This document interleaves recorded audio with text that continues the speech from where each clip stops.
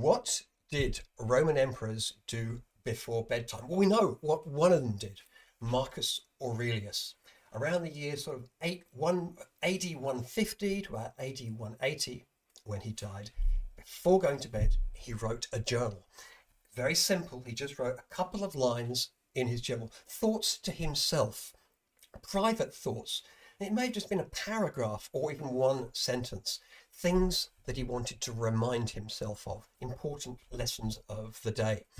And he wrote this journal as advice to a friend. So he'd say things like, Marcus, you've got this, you can do it. Don't forget this, Marcus. So he wrote as though he was a friend. Now, this journal was never supposed to be published. It was his private thoughts, the private thoughts of a Roman emperor.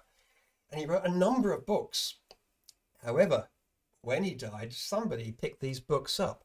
Someone kept them, looked after them. They've been assembled, and they're assembled today into what we have come to know as meditations. There we go, Meditations by Marcus Aurelius.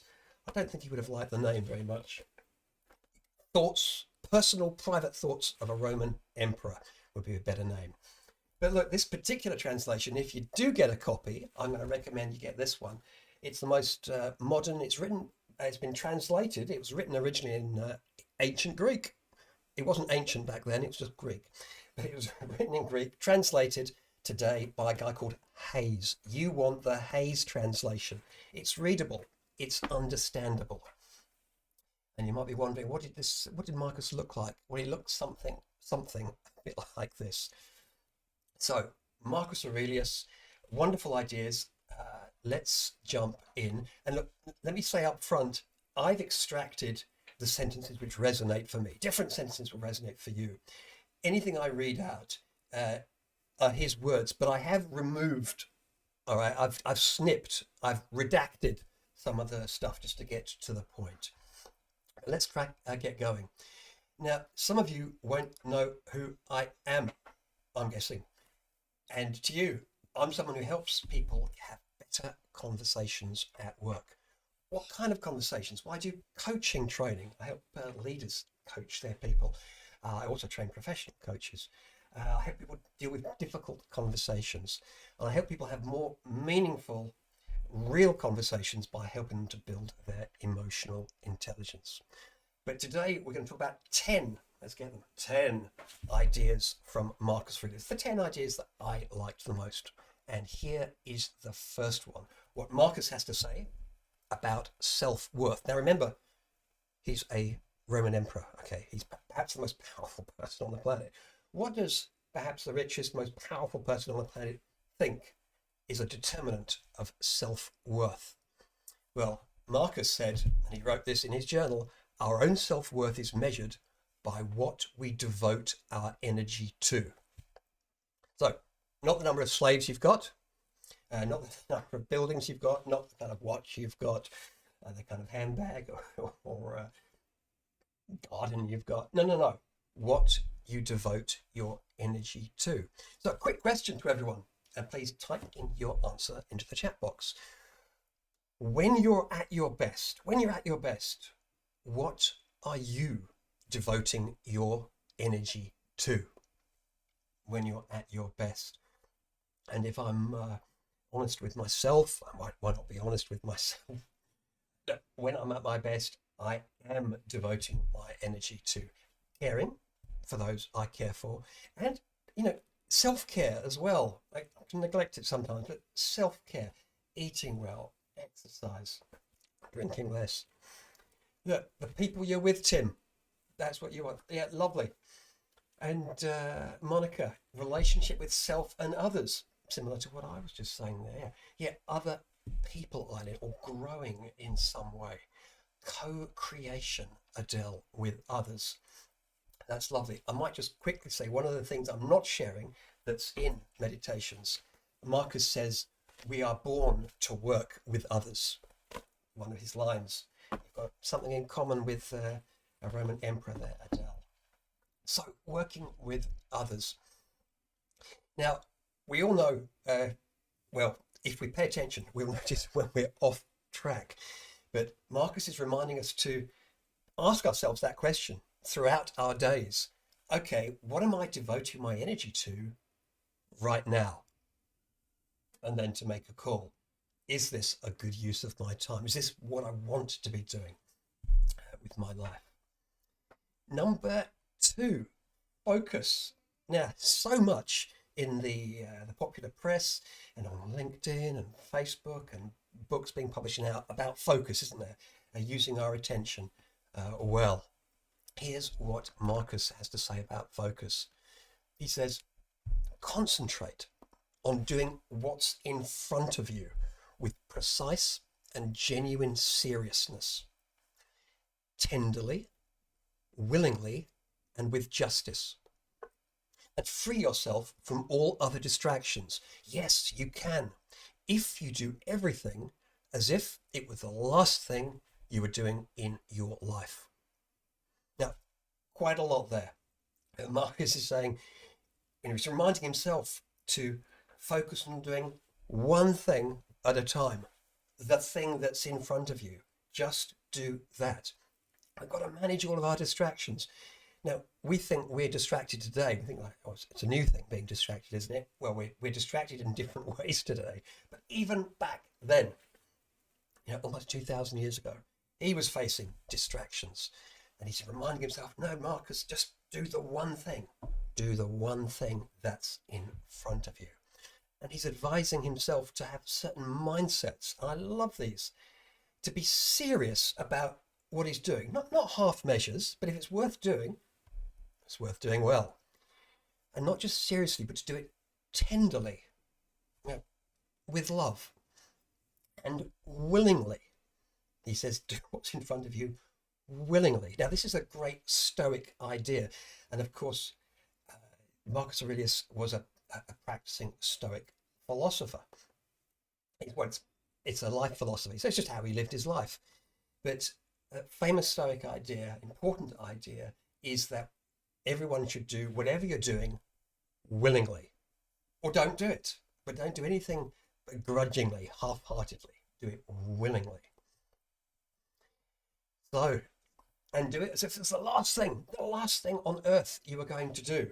But not desperately and quickly, because you've only got a few minutes before the meteorite hits. But instead, no, calmly, quietly, in a way that whatever you're doing deserves. He says more about focus. And yes, Cal Newport's Deep Work, all about focus. Great book, great ideas, very current for our time.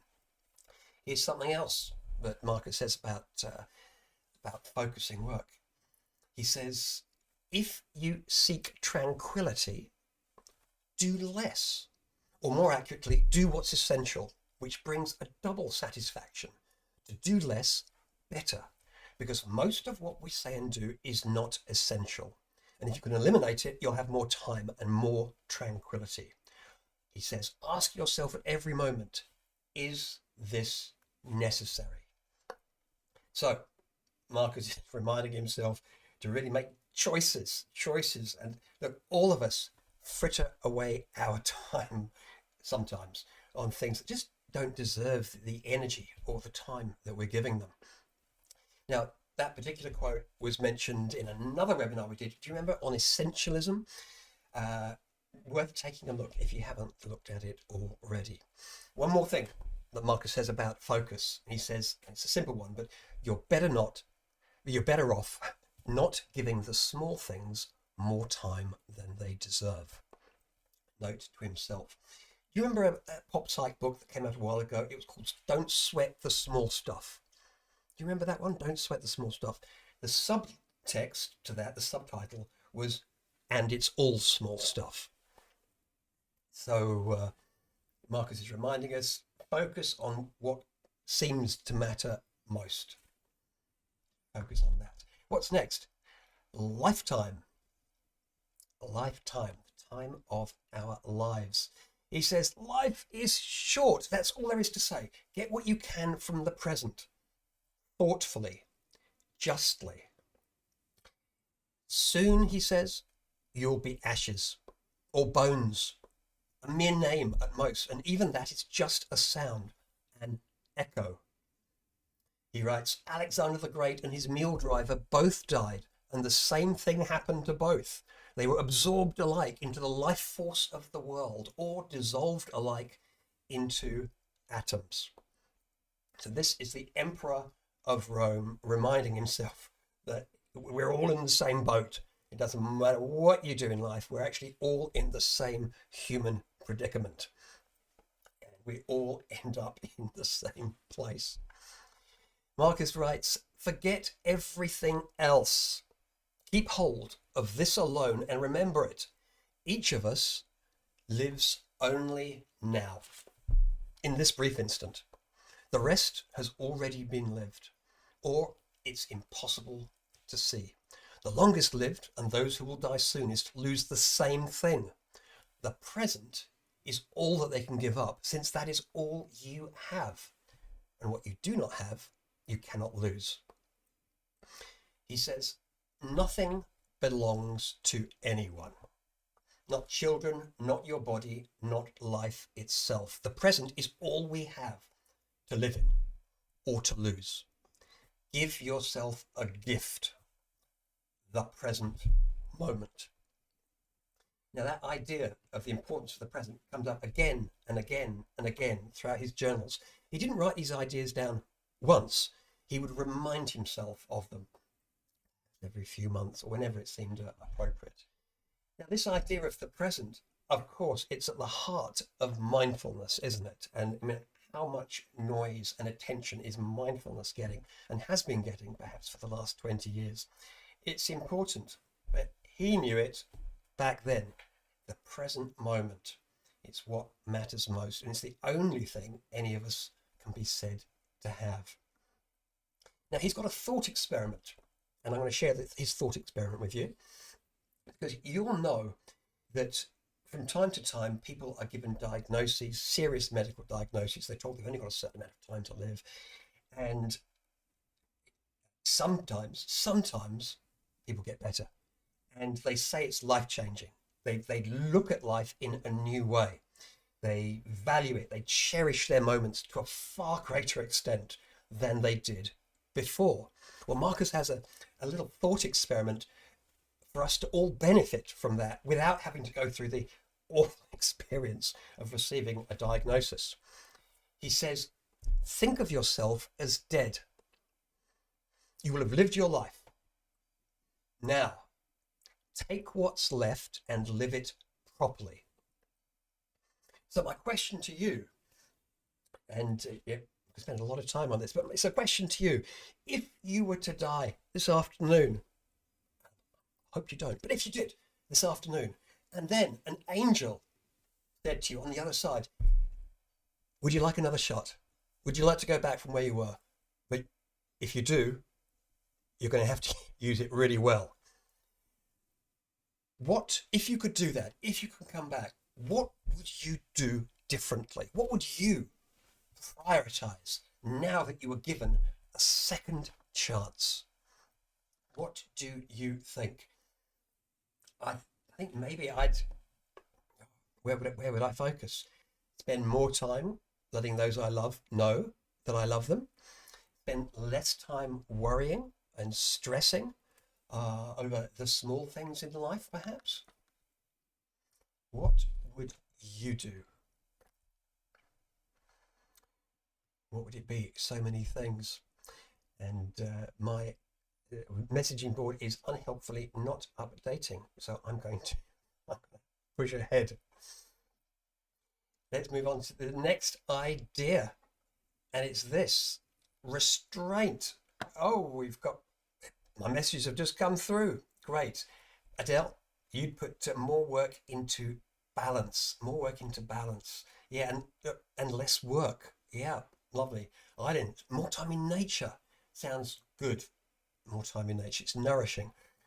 We had that lovely trip to go and see the flowers in the Blue Mountains. We should do that again when they come back. Yeah, we need to decide now. We don't need to wait to get sick. Let's decide now what matters most and live that way. Look, restraint is the next idea.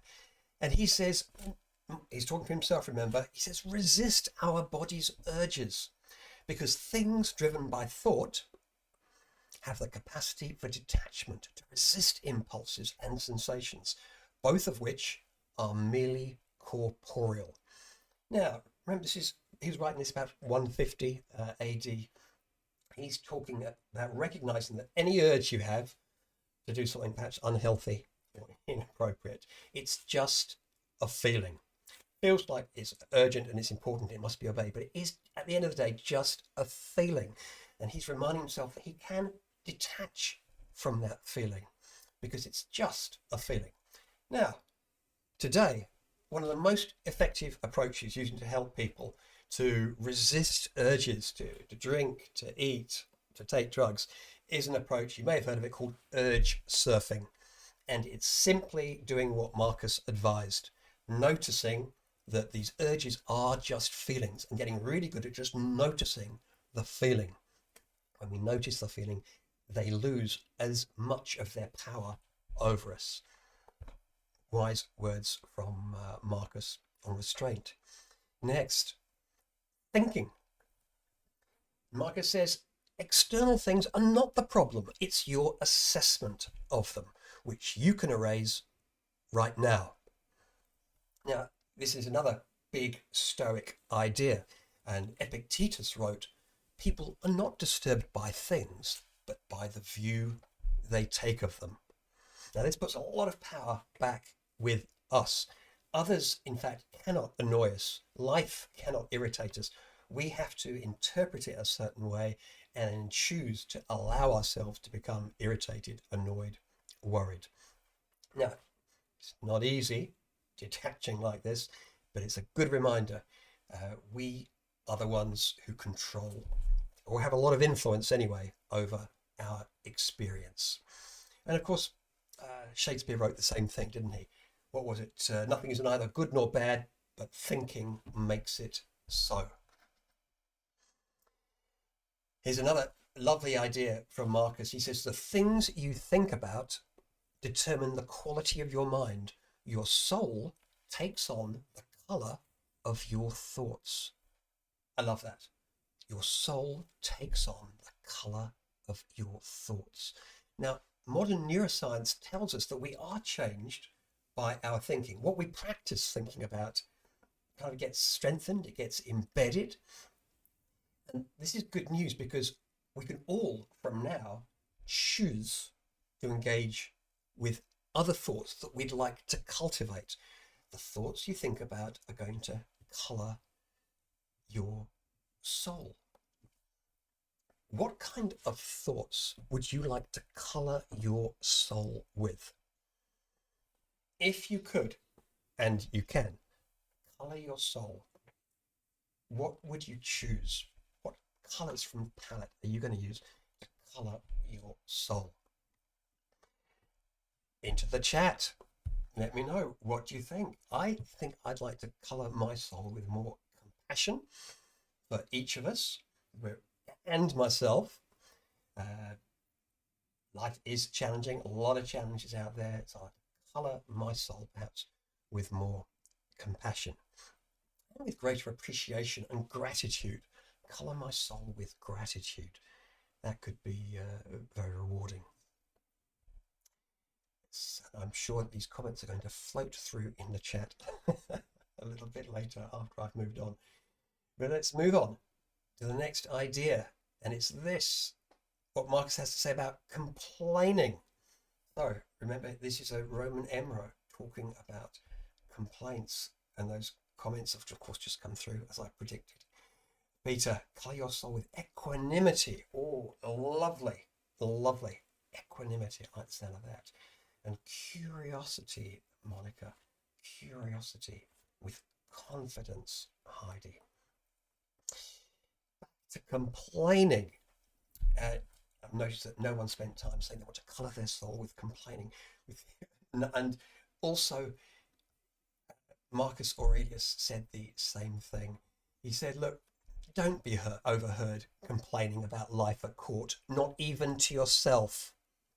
So he's not allowing himself even to think thoughts of complaint. He says everything that happens is either endurable or not.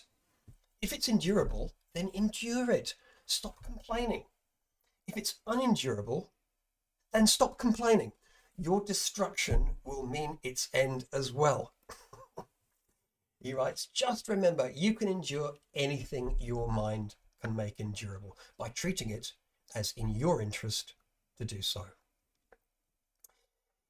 This next idea is one that just made me laugh when I read it. And it's the idea of being phony, phoniness.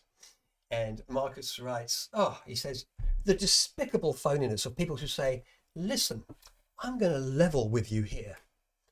What does that mean? It shouldn't even need to be said. It should be obvious, he writes. It should be written in block letters on your forehead. Now, I've got a lot of sympathy for Marcus here, because what annoys me is when you hear that expression from time to time, can I be honest with you? Or, to be honest. And I'm thinking, what do you mean, can you be honest? Does that mean you've not been honest up to now? No, it annoys me. And of course, I have to acknowledge I'm annoying myself. It's not, it's my assessment of that thought that's annoying me. Next one is on change. And he's got this lovely little line that captures an important aspect about change. He says, grapes, unripe, ripened, then raisins, constant transitions.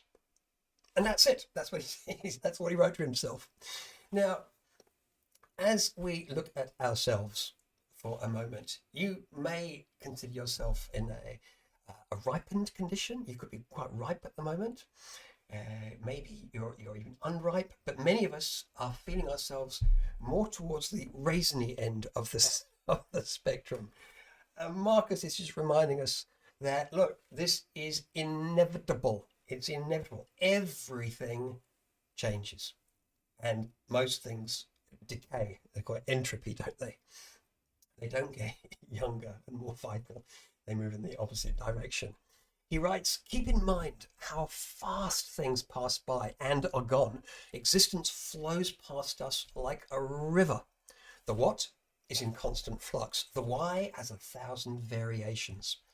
Nothing is stable, not even what's right here. The infinity of the past and the future gapes before us. A chasm whose depths we cannot see. And he writes, so it would take an idiot to feel self-importance or distress, or any indignation either, as if the things that irritated us lasted. Marcus is giving himself, Emperor of Rome, advice to take himself, and not other things, himself, less seriously. We're just here for a while. We're all of us just passing through. We can't take ourselves too seriously, and everything changes. Like, you're going through a bad patch, that'll change. Going through a good patch, well, enjoy it while it lasts, because that'll change too. He's very good at taking perspective on his life.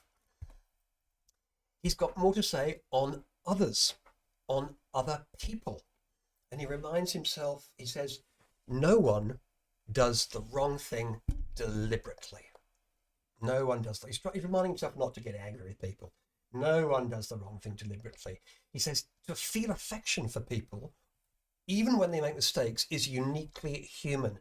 You can do it if you simply recognize that they're human too, that they act out of ignorance against their will, and that you'll both be dead before long. So he's quite good at returning back to keeping things in perspective with our mortality. So he's advising himself, remember, to be kind to other people and kind to himself. It's self-compassion. And he writes another line about other people. He says, when you need encouragement, think of the qualities the other people around you have. This one's energy, that one's modesty, another's generosity, and so on. Nothing is as encouraging as when virtues are visibly embodied in the people around us, when we're practically showered with them. It's good to keep this in mind. Now, when I read this, a number of things occurred to me. That one is gratitude. He's talking about being grateful for the talents of others, but he's also engaging in a positive psychology practice that I know a number of you coaches will know about, called strengths spotting. So he's noticing qualities in other people. Now, in strength spotting, you go an extra step and you let the other person know what you've noticed and what you appreciate about them. But he's nourishing himself with others' strengths. You might say he's trying to colour his own soul by noticing the qualities of other people. He's got another important line about other people, and I really like this. He says, practice really hearing what people say. Do your best to get inside their minds, enter others' minds, and let them enter yours. Now, this is empathy, of course. He's reminding himself to take perspective on other people and take empathy. What would it be like to be in their shoes? And he's also encouraging himself to be vulnerable, to let others in to his own world, to share, to reveal something of himself and his own thoughts. Wonderful. Empathy, perspective taking, and vulnerability there. Enter others' minds and let them enter yours. He goes on to say, it never ceases to amaze me. We all love ourselves more than other people, but we care more about their opinion than our own. And it's true, that, isn't it? Let's be honest, because we're doing our best to be as vulnerable as we can and honest as we can with ourselves and others. Look, other people's opinions they get extra weight. It's like we believe them more than we believe ourselves. He goes on to write, so what is to be prized? An audience clapping? No more than the clacking of their tongues, which is all public praise amounts to, a clacking of tongues. That made me laugh. Clacking of tongues. So again, modern science tells us that if we spend too much time looking for external approval, validation from other people, it's a direction that's doomed to make us feel worse about ourselves. If we're all continually checking, oh, am I still keeping everyone happy? Terrible to tether your well-being to the fickle opinions of others. Marcus knew it. And the final idea to share with you is this one, what he has to say about ambitions. Important idea. Whole books have been written about this. He writes, what stands in the way becomes the way. He's saying that our obstacles are the way. And there's books written with that very title. The obstacle is the way. When something gets in the way of what we want, we cannot avoid and turn around. We need to move towards it. There is learning and value and success in tackling our obstacles and finding out how we can use those obstacles in order to be even more successful. There's a Navy SEAL, ex-Navy SEAL called Jocko Willink. Maybe the name rings a bell with some of you. Jocko Willink. And when he was in combat situations, he had one thought whenever there was an obstacle, when something went wrong. When the enemy turned up with extra arms or additional soldiers, or they were all surrounded, he said one word for himself, and it was good. Good. Whatever obstacle showed up, he'd say good, because this gives us an opportunity to learn new skills, to demonstrate what we're capable of, to stretch ourselves.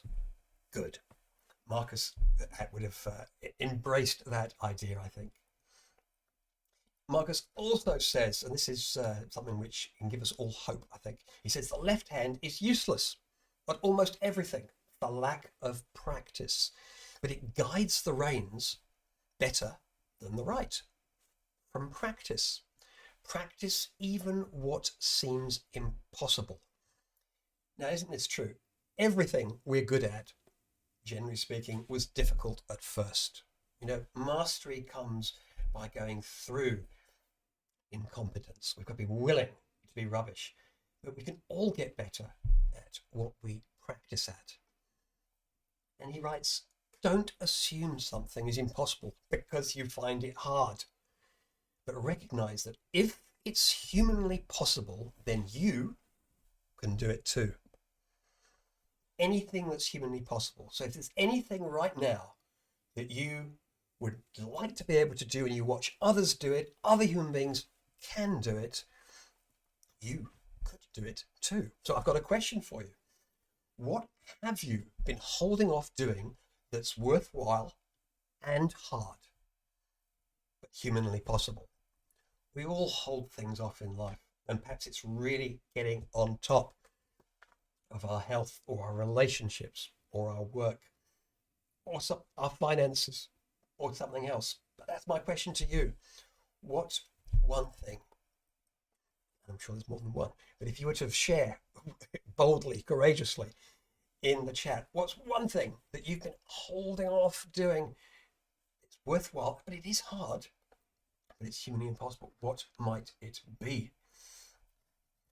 And I'm going to put my hand up for more of that, more things to do with taking care of my physical self. It's hard, but look, really, really important, especially when you're moving into a more raisiny phase of your life. So many things that we could be working on. So let's conclude. And look, we've covered a number of ideas here, haven't we? I wonder which one of these might, if you were to allow it to impact you, you're going to make a change. Would it be about re-engineering your self-worth and investing in what really matters most? Deciding where to invest your energy. Is it about focus, getting better at doing what's here now, right now, in front of you, tenderly, willingly? It's about valuing your time on earth. Is it about managing those urges, self-restraint, not restraining others, as that logo suggests? Is it something about your thinking, colouring your thoughts, holding back on complaints, catching yourself when you may be a little less honest, accepting change, being kind to others, or realising your ambitions? What one of those ideas? Please type it in the chat. I'm keen to hear if you're going to take one of those things, any one of them, and really soak it, let it colour your thoughts and your actions. Which one would it be? I'm going to stay online to see what your thoughts are. Thank you all for your participation, your joining me today for this first YouTube live experiment. I wish you all a very productive and an afternoon of self-worth, focus, self-restraint, and beautifully coloured thoughts for your soul. Bye-bye for now.